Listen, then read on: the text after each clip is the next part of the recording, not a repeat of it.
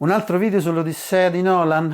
Sì, un altro video sull'Odissea di Nolan. Però non vi parlo della letteratura arcaica, non vi parlo dell'arte cinematografica, vi parlo della tecnica analogica che è il mio lavoro. Seguite questo canale, condividete il video, seguiteci anche su Instagram, su TikTok persino, sull'analogico di alta qualità, sull'analogico fatto con intelligenza, cura e amore. Noi facciamo i corsi e li facciamo dal 1996. Il sottoscritto ha la scuola di fotografia specializzata più antica d'Italia. Nolan ha girato l'Odissea interamente in pellicola IMAX 65 mm, è il formato di pellicola più grande di tutti. Allora, la prima cosa è quanto è grande la pellicola IMAX. Vabbè, è grande, la superficie è circa 10 volte quella delle pellicola 35 mm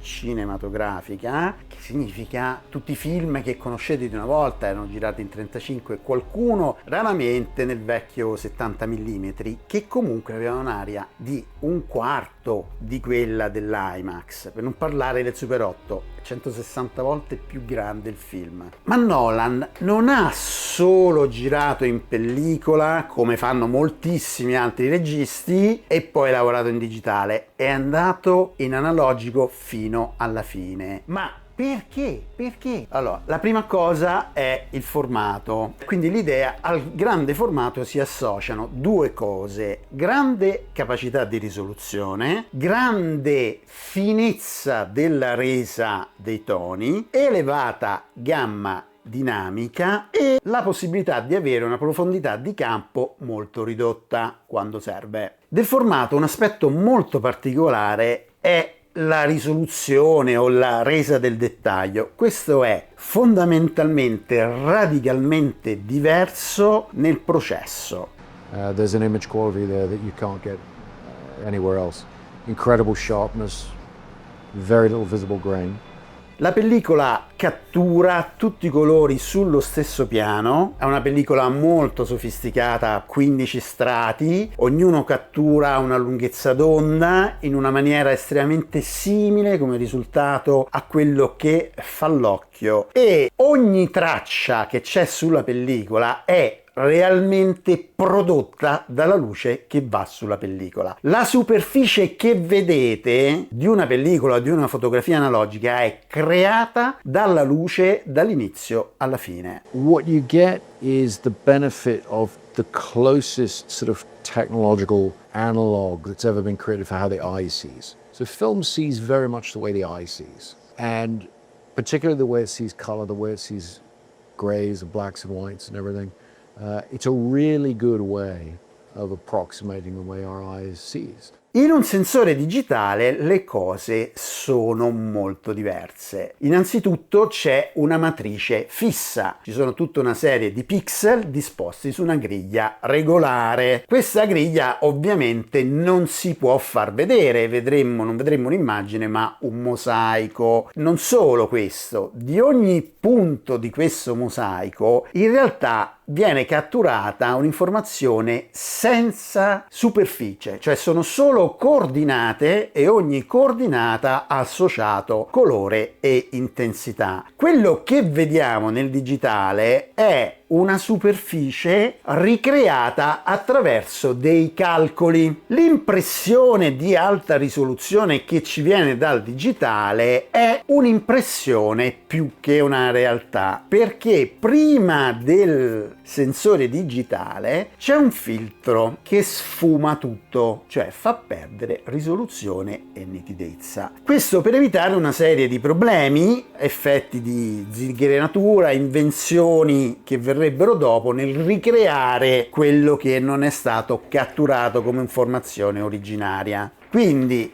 il digitale può dare un'impressione di elevata nitidezza che in realtà deriva da una sorta di effetto percettivo. Il dettaglio è stato tutto sfumato durante la cattura e per ricreare l'impressione del dettaglio viene aumentato artificiosamente e in maniera molto decisa il contrasto di luminosità che c'è a livello microscopico. Questo dà quell'impressione di nitidezza un pochino innaturale che non corrisponde a una reale capacità di cattura del dettaglio che era presente nella scena. E questo è un primo aspetto. Quello che vediamo di una produzione digitale è un campionamento della realtà, ma quello che a noi appare è un tutto. Quel tutto è una ricostruzione del reale fatta attraverso dei calcoli. In analogico è la proiezione della luce reale catturata su una pellicola che lo cattura tutto. Un'altra differenza, sempre di quelle cose che più che si vedono si sentono, è la resa del movimento, e qui le differenze entrano in vari aspetti. Una macchina da ripresa cinematografica è dotata di un otturatore rotante, che significa che ogni fotogramma viene esposto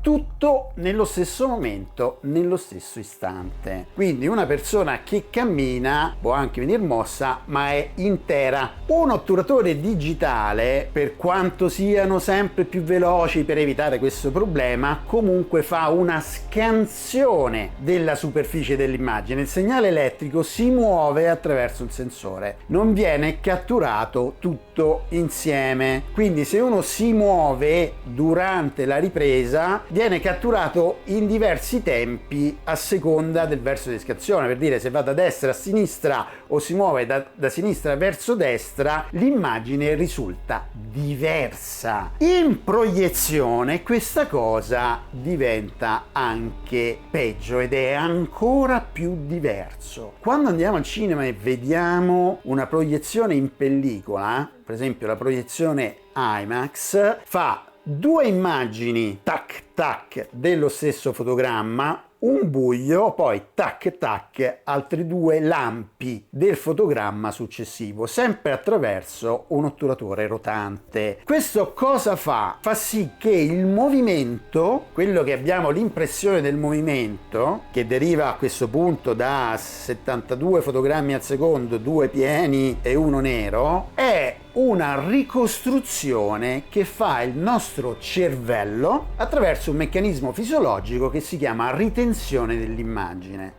L'immagine che abbiamo appena visto permane nel nostro sistema nervoso per un tempo un po' lungo. Questo significa che dopo arriva un'altra, sono in realtà una presso all'altra, ma noi vediamo un movimento continuo e quella continuità è costruita dalla nostra mente. Quando guardiamo invece una proiezione digitale, adesso i proiettori che si usano al cinema sono DLP, sono dei microspecchi che si muovono a velocità elevatissima, ma comunque la luminosità è continua e la luce è modulata da questi specchi che riflettono sullo schermo o verso il nero, quindi facendo del buio a frequenza molto elevata. Però il movimento che noi andiamo a vedere in realtà è di nuovo una elaborazione software, perché altrimenti, se no, in quel caso lì lo vedremo a scatti o vedremo l'immagine che si viene composta piano piano con il refresh dell'immagine. Quindi è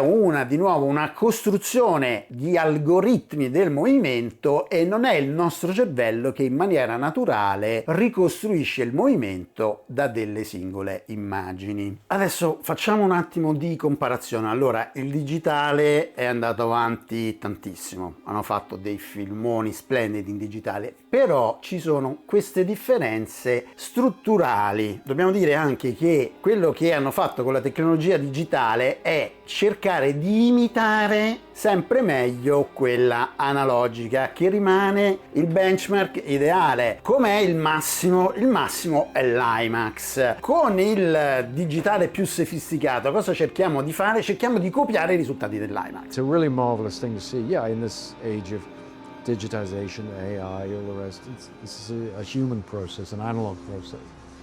This strip of film, that's the highest quality imaging format that's ever been devised. There's nothing that competes with it.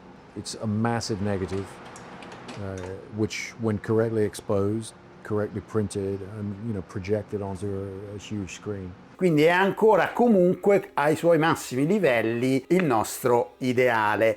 Questa cosa viene anche fatta a livello di software per emulare la resa della luce e dei toni che c'è in analogico. Però in analogico noi abbiamo 14 strati di colori diversi rispetto al rosso, verde e blu di un sensore, cioè la capacità di descrivere il colore è infinitamente più accurata. Se guardiamo tutta una catena analogica come quella che Nolan ha pensato, perché Nolan vuole che il suo film venga visto in proiezione analogica e l'analogico che vediamo non è tratto da un digitale ma da un altro master analogico, produce un'esperienza sensoriale diversa. Quell'esperienza sensoriale fa parte del progetto artistico di Nolan. Un'altra cosa che vorrei dire, la mole di lavoro che comporta girare il film in questa maniera è pazzesca, cioè la macchina da ripresa non è un giocattolino che tieni in mano, pesa 150 kg, lui l'ha infilata dentro il vivo dell'azione, ha scattato con ottiche corte, abbastanza grandangolari, pensando a una proiezione su uno schermo gigantesco, e questo, per chi ha la fortuna di poterlo andare a vedere in una proiezione IMAX analogica, è un'esperienza visiva pazzesca. A proposito di progettare quell'esperienza, lo sentite nelle parole di Nolan, Nolan concepisce il suo lavoro come un lavoro corale, collettivo, migliaia di persone a lavorare per perseguire una visione. Movies you see in the theatre and then how they are then sold to audiences, ultimately in the home. And that will continue to change and evolve and always does. But the idea of the movie as a communal experience, as a place we come together to experience a story, I'm fully confident that's a part of our culture forever. Si può vivere un'esperienza immersiva, corale e potente. Un'ultima nota, perché una cosa che mi ha colpito steso sulla sedia del film di Nolan è il sonoro, altro lavoro enorme, pazzesco che hanno fatto, ma andatelo a vedere e ascoltate cosa succede alle vostre orecchie quando passano davanti all'isola delle sirene. A questo punto quello che vi dovevo dire ve l'ho detto, il film sicuramente merita. Ci vediamo al prossimo video, ciao!